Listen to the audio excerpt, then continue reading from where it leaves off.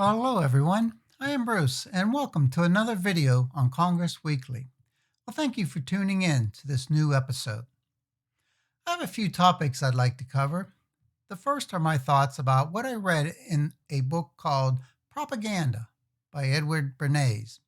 He states, and I quote, "Politics was the first big business in America.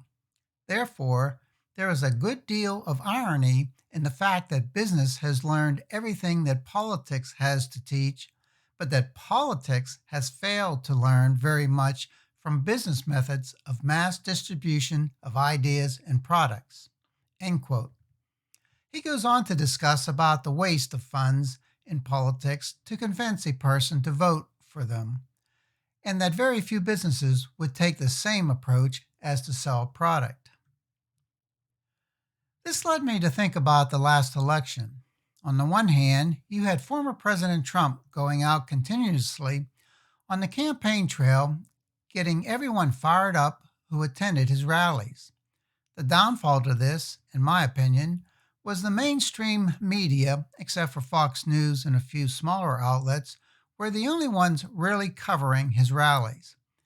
So you have to think a lot of expense for little return. Yes, he did spend funds in other media, but a lot of emphasis was placed on rallies. On the other hand, you had the front Democratic runner, Joe Biden, sitting in his basement, rarely coming out to make any announcements, yet he relied heavily on the mainstream media to carry any message he wanted out, and they did. And in my mind, they did so since they did not like former President Trump's style. He was a businessman and not a politician, and the mainstream media never could accept that.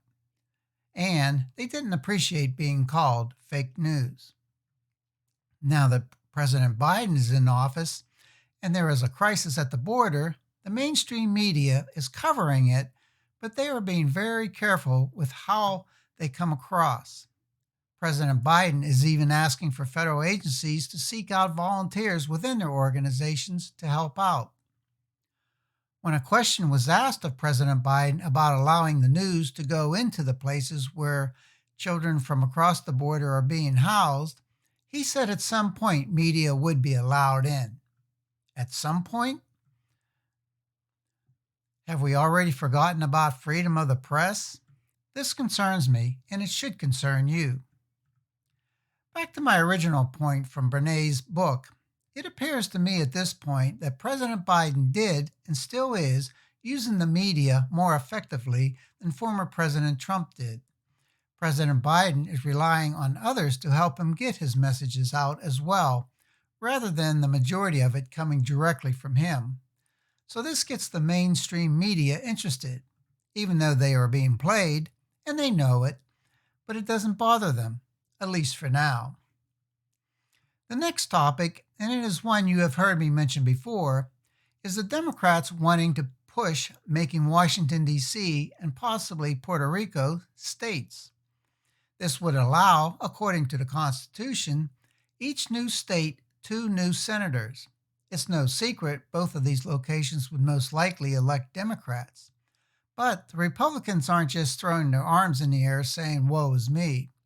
One plan floating around is to take a solid red state, maybe 2 states, and divide them into 2.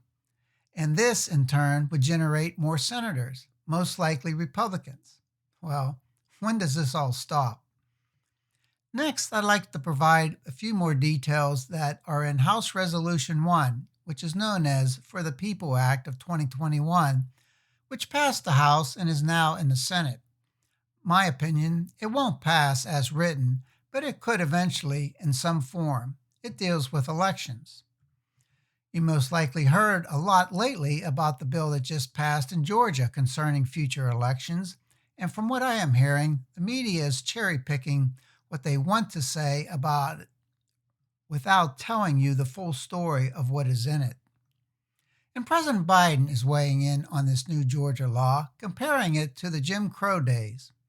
Well, I personally believe that term is becoming way overused by the president and others in government. Jim Crow is a fictitious name, but what it stands for is an embarrassment to our country. However, by the term being used now more and more by politicians, there is a hidden message being sent. Everything in politics is calculated. So, the big picture of H.R. 1 is, if passed as written, would transfer authority over how elections are administered from states to the federal government. Here are just some of the key changes that are being proposed. Writer Masuma Haig did the research of this almost 800-page bill. It would mandate automatic voter registration in all 50 states. It prevents election officials from removing ineligible voters from registries or confirming the eligibility and qualification of voters. It ensures illegal immigrants can vote. In my opinion, opening the border has more to do with just caring for the children entering the country. It allows same-day voter registration. It allows 16-year-olds to register to vote.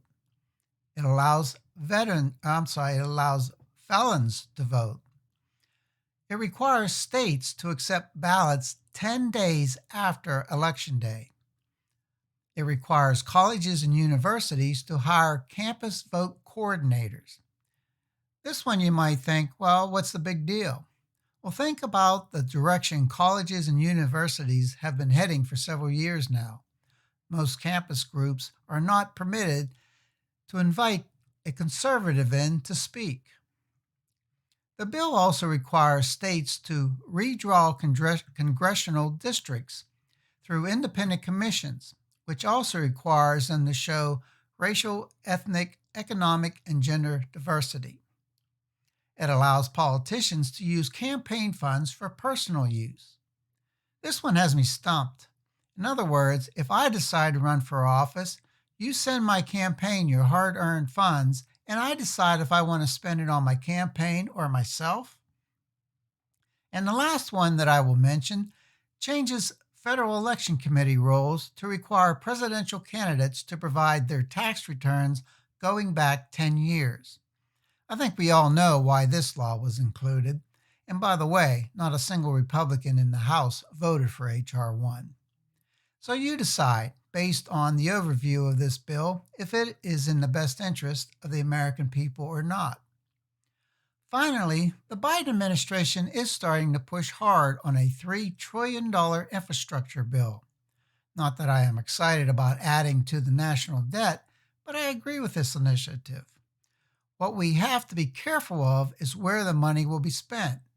Back in the day when there was a lot smaller push for infrastructure improvements, the only locations that appeared to receive the funding were around the capital cities of each state. Hopefully this won't be the case this time around. Well, thank you for watching. If you like my videos under Congress Weekly, please click the thumbs up and subscribe. You can also leave your thoughts by using the email address shown below at the bottom of the screen. Until my next video, please be safe.